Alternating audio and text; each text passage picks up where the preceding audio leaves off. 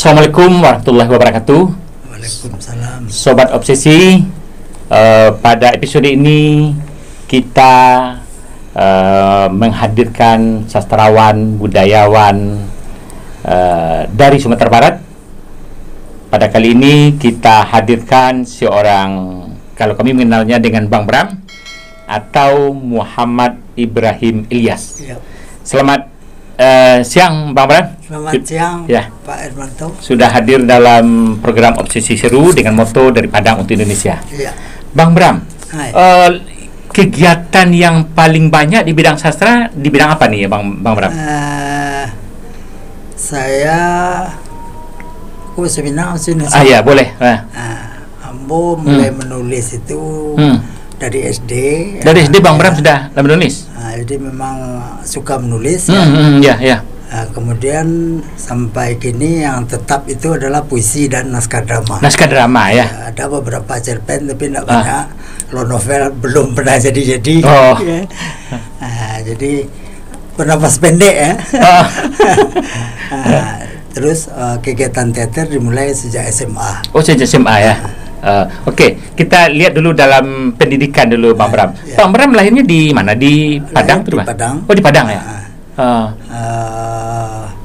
Pendidikan SD di Padang, SMP 1 Padang. Oh, SMP 1 Padang. Ya, terus SMA 2. SMA 2 Padang. Tapi tidak selesai di SMA 2, pindah ke SMA 1 Bukit Tinggi. Oh, pindah ke SMA 1 Bukit Tinggi. Terus sesudah SMA saya lulus di FBS. Oh, diterima di Padang waktu itu, di FPBS waktu itu. Angkatan 82. Di Jurusan bahasa Inggris. Jurusan bahasa dan sastra Inggris ya. Itu bagaimana? Selesai atau tidak atau gimana? Cuma 3 semester. Oh, cuma 3 semester. Walaupun teman-teman menganggap saya juga termasuk alumnus di FPBS. Kemudian 84 saya coba lagi masuk lagi di UNAN. Waktu itu sosiologi baru buka. Oh, masuk lagi. Itu kenapa pindah? Mau ini bahasa Inggris berhenti? Jadi gini, waktu itu SKS kan baru diberlakukan. Iya, situ dulu ya. Iya, SKS. Saya kuliah sambil bekerja. Artinya biaya kuliah dari bekerja. Bekerja di mana? Waktu itu bekerja di Singgalang. Oh, di Singgalang sebagai wartawan dan redaktur gitu. Ya waktu itu ya reporter. Oh iya, reporter ya. Nah, pekerjaan kemudian juga kegiatan seni banyak di Taman Budaya. Iya. Oh, pekerjaan ini kadang-kadang membuat saya tidak bisa memenuhi absen yang harus 80%. Oh iya, tentu ya. Sekarang kan udah bisa diganti tugas misalnya. Dulu belum, harus tetap muka. Wajib. Nah, itu yang membuat kuliah saya tidak selesai. Tapi berpikir lagi masuk ke sosiologi UNAN? Ya, juga 3 semester. Juga 3 semester? Ketua jurusan saya waktu itu Pak Mutanaim. Oh, Pak Mutan. Ya. Di 2 kampus itu malah di IKIP atau sekarang UNP. Ya. Saya lebih banyak mengurus teater daripada sekolah. Itu teater kampus Selatan. Oh, teater kampus Selatan. Ya. Oh. Di sosiologi waktu itu kan masih bagian dari Fakultas Sastra. Ya, Fakultas Sastra. Di situ juga kampus kami. Ya. Itu malah mendirikan teater Fakultas Sastra. Dia dengan beberapa teman ya, termasuk Ivan Adila. Ya, Ivan Adila ya. Nadra. Ya. Dan juga membuat majalah Fakultas Sastra. Majalah Fakultas Sastra. Ya. Itu masih bekerja juga ya berarti di Singgalang sebagai reporter? Sebetulnya waktu itu saya belum organik, artinya belum bekerja tetap. Iya, tapi masih. Tapi yang lebih banyak waktu saya itu habis di Taman Budaya. Waktu itu namanya Pusat Kesenian Padang. Iya. Baru tahun 80 menjadi Taman Budaya. Nah, dengan beberapa teman saya menerbitkan majalah sastra namanya Ruang. Iya. Kemudian majalah anak-anak Sai. Oh iya, majalah Sai. Ya. Kemudian juga tetap berteater. Oh, tetap berteater. Bermain, bersutradarai, menata artistik kadang-kadang. Nah, dan menulis naskah. Menulis naskah ya. Menulis naskah ini sejak naskah pertama saya itu memenangkan sayembara. Naskah pertama malah? Ya. Tahun berapa itu? 85. Tahun 85? Itu sayembara naskah drama pertama di Sumatera Barat. Taman Budaya yang adakan. Ya. Naskah saya memenangkan nomor 2 ya. Kemudian itulah yang lebih menyita waktu saya aktivitas ini. Itu kenapa Kenapa Bang Bram lebih fokus ke teater itu? Itu apa alasannya? Atau karena ada alasan tertentu? Sebetulnya awalnya menulis ya. Nah, kemudian saya lebih berminat belajar menyutradarai karena saya waktu itu bergabung dengan Bumi Teater. Bumi Teater ya. Pak Wisran. Beliau banyak mengajar saya. Belajar menulis naskah ini pun secara tidak langsung. Secara tidak langsung itu begini, Pak Wis minta saya mengetik ulang naskahnya. Mengetik ulang naskah beliau. Saya cukup cepat mengetik dan salahnya tidak banyak. Itu kan masih pakai tipek kita. Nah, automatically mengetik ulang ini membuat saya belajar memahami penulisan naskah jadinya ya. Lama-lama kan, Pak ini lebih yangnya Pak. Pak ini katanya kalau diganti ini gimana? Tapi yang paling penting di situ kan sebetulnya saya belajar. Ya, akhirnya memahami bagaimana penulisan naskah jadinya. Naskah saya pertama itu, naskah pertama dan beberapa naskah kemudian, orang anggap mengingatkan orang pada Wisran gaya penulisannya, gaya bahasanya. Tadi saya bilang, ya, tak itu kan guru saya. Iya kan? Dan itu kan wajar dalam proses kreatif. Ya, boleh saja kan. Ya. Dan itulah kemudian saya oleh ASKI sekarang isi. Jadi waktu itu ada kesempatan PIN atau bagaimana maksudnya di ASKI itu? Saya sebagai pengajar waktu itu dibolehkan. Saya sudah pernah juga mengajar tenaga luar biasa Indonesia ya. Untuk pengantar teater di beberapa jurusan ASKI itu. Lalu kemudian ASKI waktu itu ketuanya Pak Profesor Marjani Martami. Pak Marjani. UNP juga. Pak Marjani Beliau menawarkan saya supaya kuliah lagi untuk mengajar di Padang Panjang karena mereka mau buka jurusan teater. Jadi harus ambil S1 dulu yang teater khusus. Saya punya mimpi jadinya kan. Saya kalau di Padang Panjang nanti bikin teater enak sekali, pemusik ada, penari ada, semua lengkap ya. Lengkap. Saya terima itu dalam kondisi saya sudah menikah dan punya anak 2. Sudah kondisi itu tuh ya? Ya. Untuk mengambil S1 teater tadi? Iya. Dan saya memahami waktu itu hanya dengan itu saya bisa mengajar kan. Kan harus diambil ya. Sudah punya pengalaman bertahun-tahun. Akhirnya saya ke Jogja. Itu di mana, Bang Bram? Isi Jogja. Isi Jogja. Khusus jurusannya teater. Oke. Itu dijalani ya? Ya, waktu itu kampusnya masih di Kuningan. Masih di Kuningan ya? Di seberang Sastra itu. Iya, di sebelahnya ya. Nah, ya saya jalani. Walaupun kemudian ada masalah yang mungkin tidak perlu kita sebutkan lagi. Beasiswa saya terhenti. Tapi saya sudah 3 kali kan kuliah. Ingat ini ya, jangan berhenti lagi. Di negeri terus, ya kan? Iya, jangan putus lagi. Akhirnya dengan bantuan beberapa teman, ada beasiswa dari Yayasan Beasiswa Jepang juga waktu itu. Akhirnya saya bisa selesaikan sarjana teater itu. Teater. Ya. Berapa tahun Bang Bram? 6 tahun. 6 tahunnya akhirnya selesai ya. Ya. Itu dipotong 1 tahun. Saya sempat cuti, harus cari uang dulu untuk TA di Jogja. Ya, TA itu kan 2 waktu itu. Selain bikin karya juga bikin skripsi. Itu. Dulu kan baru jurusan teater, belum ada jurusan pemeranan segala macam itu, baru teater tok.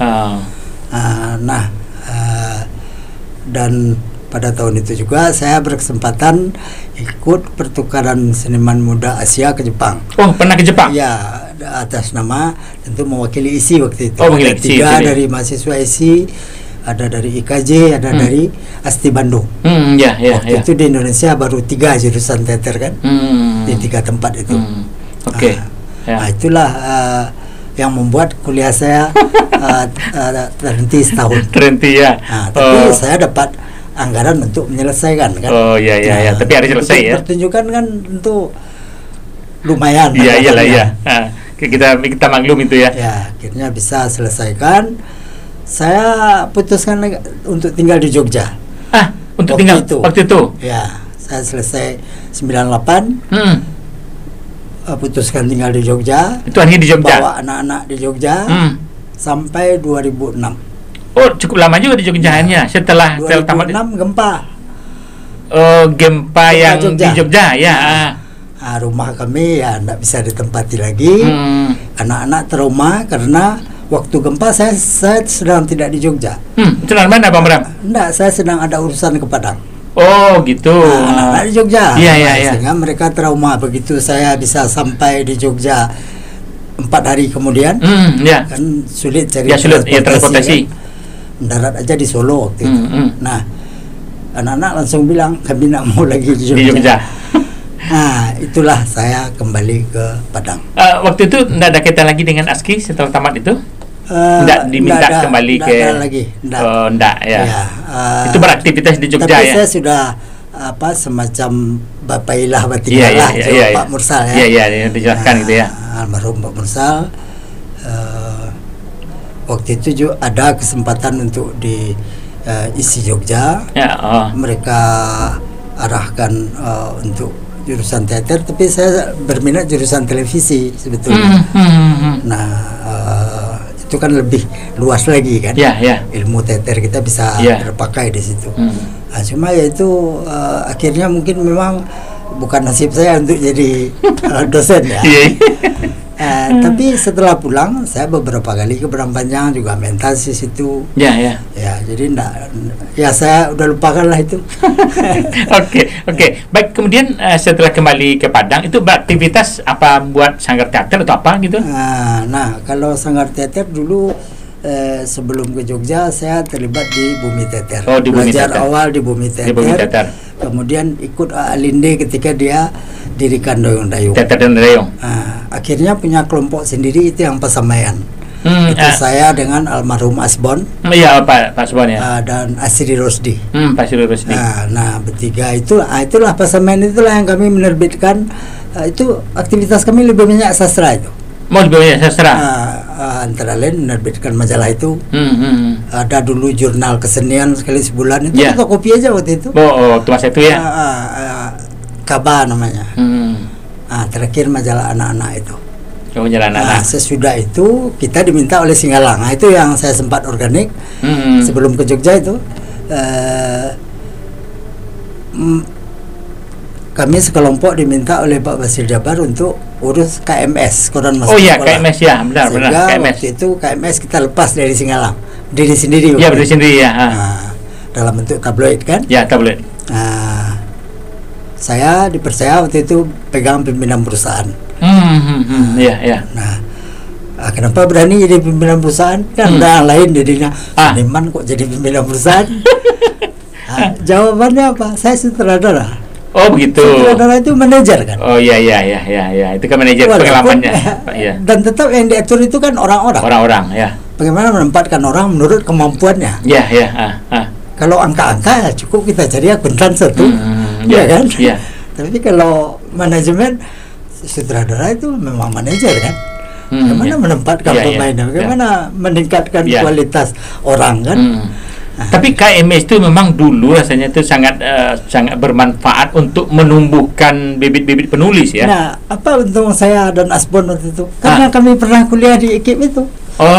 Jadi untuk penyebaran informasi KMS yang ketika kami pegang itu, teman-teman kami sudah jadi guru, kepala sekolah. Itu banyak yang kenal ya. Anak-anak mereka disuruh datang, kita kasih ceramah, kita kasih tahu bagaimana menerbitkan surat kabar.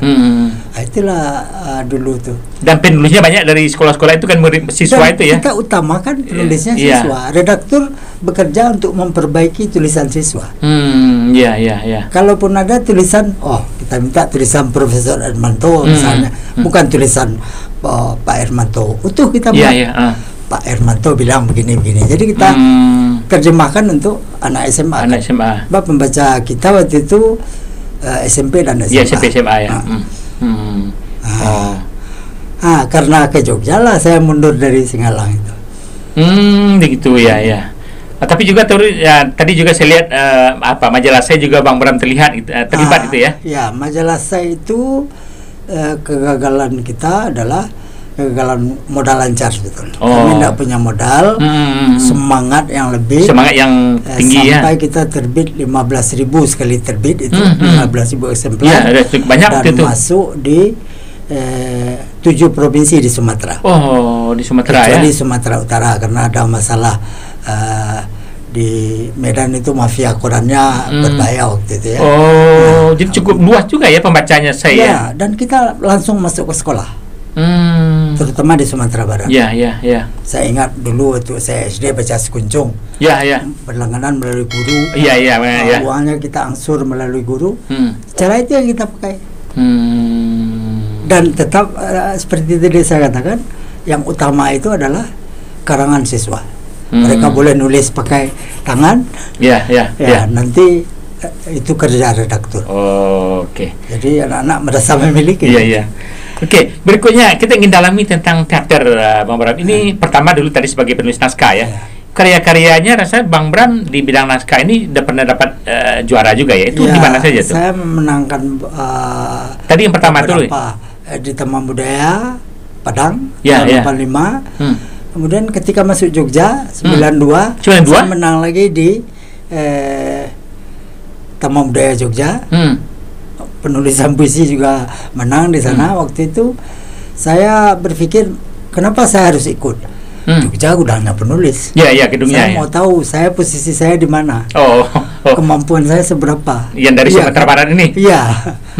Alhamdulillah menang kan.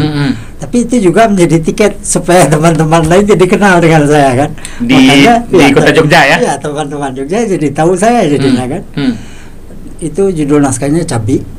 Cabi. Cabi itu unik juga ya. Itu naskah itu yang setahu saya saja sudah lebih 100 kali dimainkan. Yang naskah teater itu? Karena Taman Budaya Jogja waktu itu membukukan hasil sayembara. Yang tidak dilakukan di kita di Padang dulu ya. Iya. Lalu naskah ini dia kirim ke Taman Budaya seluruh Indonesia. Makanya itu tadi ditampilkan ya. Tersebar. Naskah saya cukup pendek walaupun bukan naskah realis ya, surrealis itu menurut para penilainya kritisinya. Pemainnya 2. Dua pemainnya. Ya, itu menjadi salah satu alasan kenapa dia banyak dipilih orang. Iya. Kemudian tahun 2015 Cabi dengan 2 naskah lainnya saya bukukan. Di bawah judul Dalam Tubuh Waktu. Ada 3 naskah dalam itu. Cabi, Dendang Waktu, dan Pekik Sunyi. 2017 buku itu menerima hadiah dari Badan Bahasa Anugerah Sastra Indonesia 2017 untuk kategori drama. Tapi itu tuh bukan lomba ya, tapi dinilai gitu ya, diberikan penghargaan. Tiap tahun Badan Bahasa memberikan penghargaan pada buku yang terbit pada tahun itu kan. Pada tahun itu. Sampai sekarang masih ada itu. Oke. Tahun kemarin kan kita dapat kan.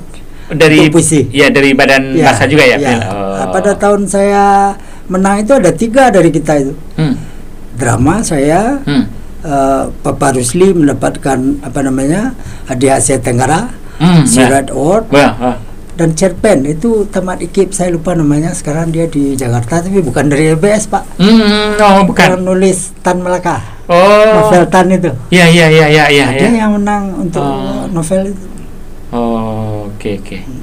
Berikutnya kita dalami itu bagaimana proses motivasi Bang Bram kok menulis naskah drama gitu ya. Orang kan lebih banyak menulis novel, menulis cerpen, tapi agak lebih banyak concern Bang Bram ke naskah drama. Saya kira pengaruh Pak Wis itu sangat besar.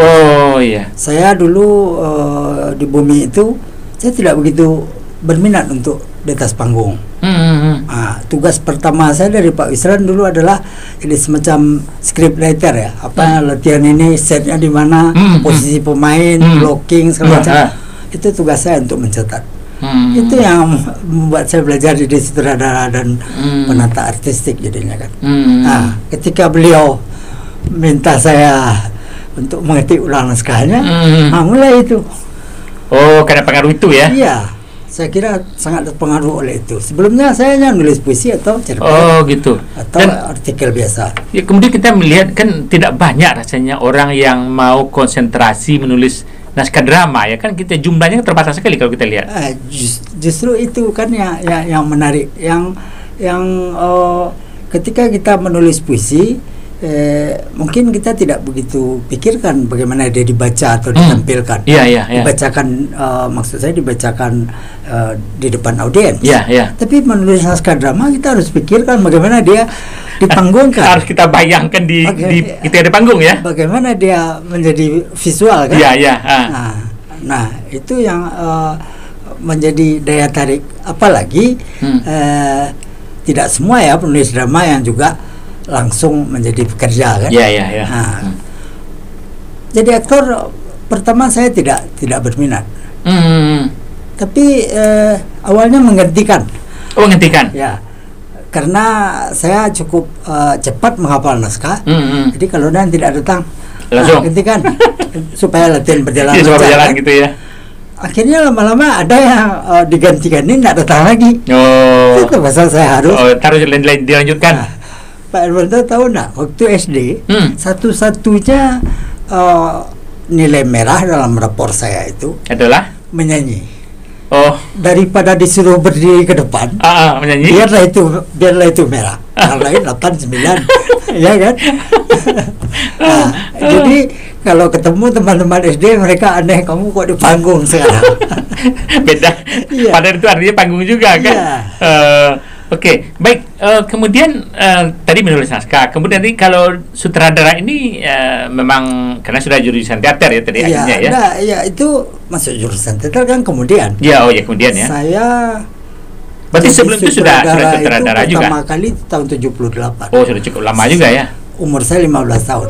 Sutradara termuda waktu itu untuk Festival Teater Sumatera Barat tahun 78. Itu sudah bergabung juga dengan Bumi Teater? Di bawah bendera Bumi. Bumi Teater. Jadi Bumi waktu itu kan punya sub-sub.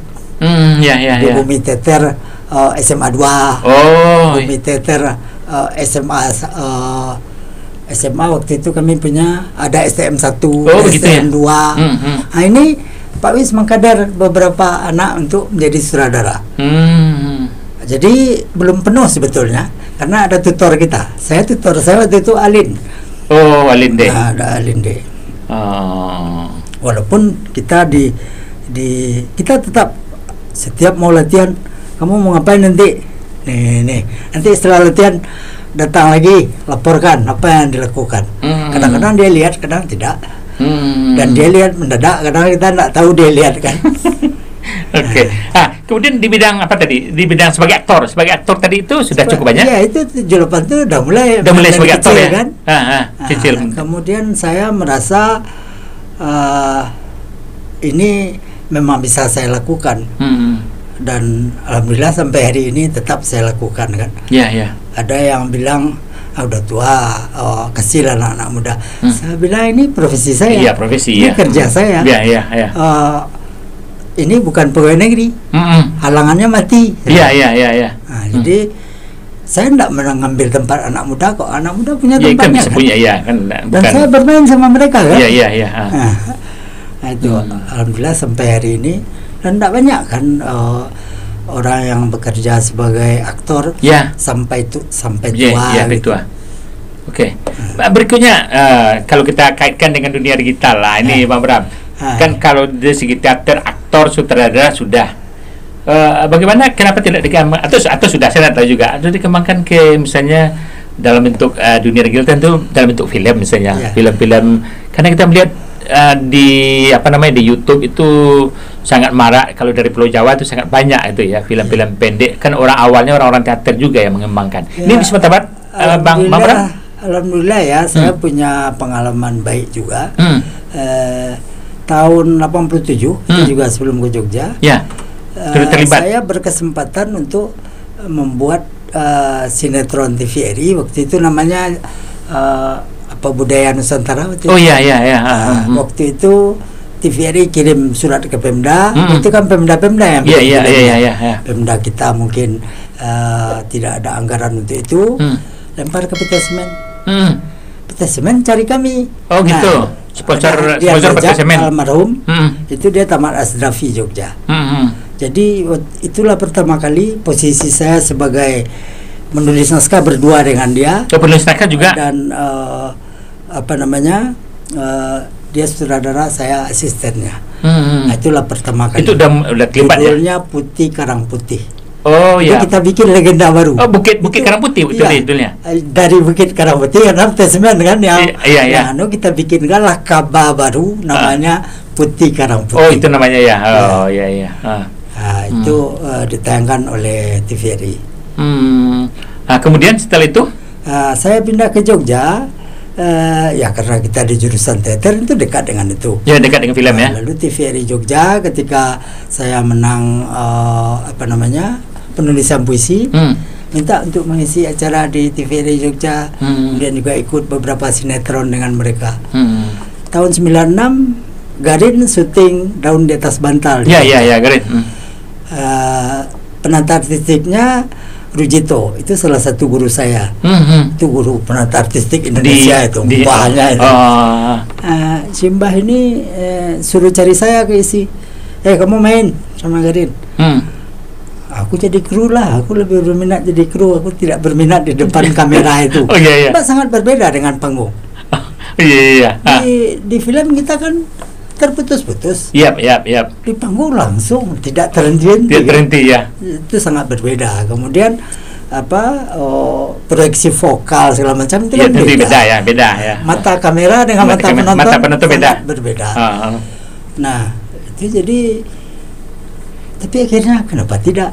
Saya ingin lihat kerja Garin. Kalau ini caranya ya saya main. Nah, itulah kesempatan saya adu acting dengan Christine Hakim. Berarti di dalam itu dalam film Daun di Atas Bantal sedikit sekali 2 scene. Iya. Tetap dengan Christine karena peran saya ada hubungan dengan dia. Pacar atau apa gitu. Iya. Oke.